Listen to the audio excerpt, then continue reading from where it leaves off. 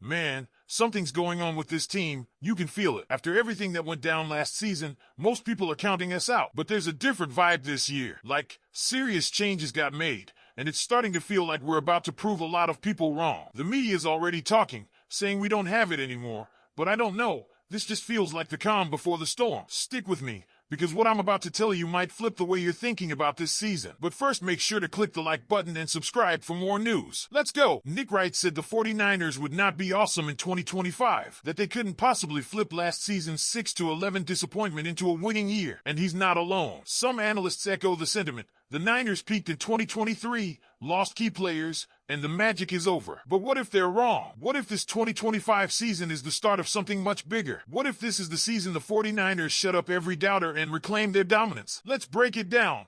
Wright's biggest claim is simple. You can't go from 6 wins to 11 or 12 just because the schedule is easier. That's his whole premise. He says San Francisco's only hope comes from facing weak teams and suggests their wide receiver room, without a healthy Brandon Ayuk, isn't even top 15 in the league. But let's address that right away. If Ayuk is healthy, he's one of the league's best. In 2023, he was the second highest graded WR by PFF, top 10 in yards per catch. If he misses time early, yes, things get tricky. Jawan Jennings becomes WR1, Ricky Pearsall WR2, Demarcus Robinson WR3, and rookies Jacob Cowing and Jordan Watkins fill the gaps. That's a decent group, but not elite. Still, if Ayuk returns healthy mid-season, this offense flips from average to explosive. And if there's one thing we've learned from Kyle Shanahan's offense, elite wideouts are a luxury, not a necessity. His system works with smart, fast, physical players, even if they're not household names. Then there's the coaching shift, possibly the biggest game changer this offseason. Defensive coordinator Nick Sorensen is out. Robert Saleh is in. And that's not just a small upgrade. That's transformational. Saleh helped build a top 5 unit with the Jets, despite quarterback chaos. Meanwhile, under Sorensen,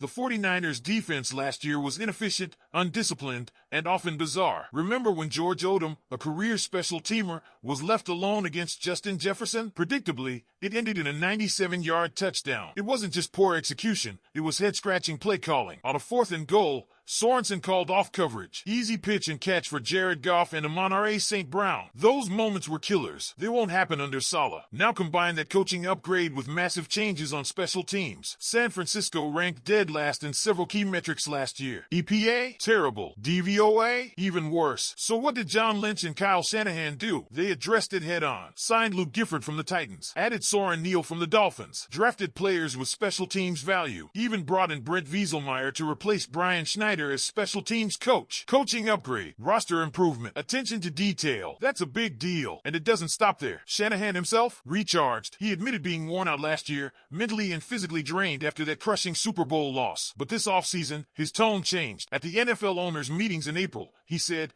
"I'm as excited for this season as I've been in a really long time." That should send chills down the spine of every NFC West rival. A fully focused, re-energized Kyle Shanahan is dangerous. Now, let's talk offense. Despite everything, injuries, fatigue, inconsistency, San Francisco still finished 4th in total offense last year. Let that sink in. That's with Brock Purdy looking like Dr. Jekyll and Mr. Hyde from week to week. That's with the second most injured offensive unit in the NFL. The foundation is strong. Christian McCaffrey returns healthy. Rookie backs like Isaac Guerendo and Jordan James add depth. Trent Williams is still a wall at left tackle. George Kittle, still elite. And if Ayuk, Pearsall, and Jennings can gel, this is a top 10 unit again, easily. Sure, left guard, center, and right tackle aren't perfect, but Shanahan knows how to scheme around O-line deficiencies. He's done it for years, and that brings us to the schedule. Critics love to brush this off. Don't count on wins just because of weak opponents, but that's not how it works. A manageable schedule does matter, especially for a team getting younger, faster, more athletic. Vegas projects San Francisco's 2025 opponents as the weakest in the NFL. That means more winnable games, smoother integration for rookies,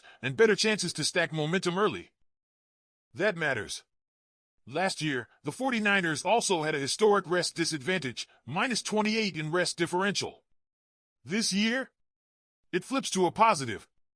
That's huge when you're already dealing with injuries, fatigue, and travel. Less exhaustion, more game prep. Small edge? Maybe. But in the NFL, those details win games. Talent-wise, this team is still loaded. Purdy at quarterback. CMC in the backfield. Ayuk, Pearsall, Jennings, and Robinson out wide. Kittle at tight end.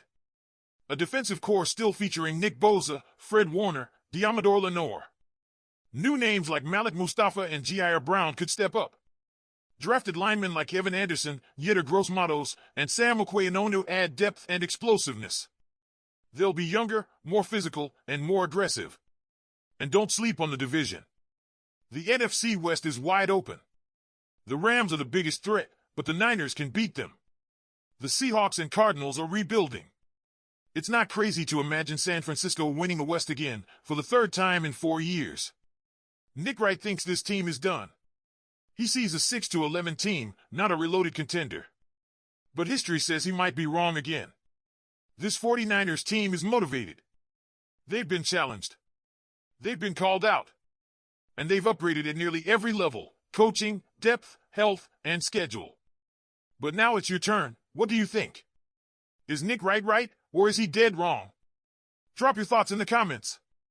Because here's the thing, Nick Wright's skepticism doesn't come from nowhere. He's watched the 49ers crumble in key moments. But what's missing in his argument is what's changed. This isn't the same team that limped through 2024. This is a team that's younger, deeper, and entering 2025 with something to prove. That chip on the shoulder? It's real. And it's backed by smarter decisions. Let's go back to Brock Purdy. Last season, he was inconsistent, no question. But even in his worst moments, he flashed brilliance, enough to keep the 49ers ranked 4th in total offense despite leading one of the most injured units in the NFL. With better protection and healthier weapons, Purdy doesn't need to be perfect. He just needs to be solid, and Kyle Shanahan's scheme will do the rest. Then there's the defensive youth movement. Dre Greenlaw, Talanoa Hufanga, and Charvarius Ward were all banged up or sidelined last year. Now, with players like C.J. West, Alfred Collins, Nick Martin, and Upton Stout stepping in, this group is faster, stronger, and more physical.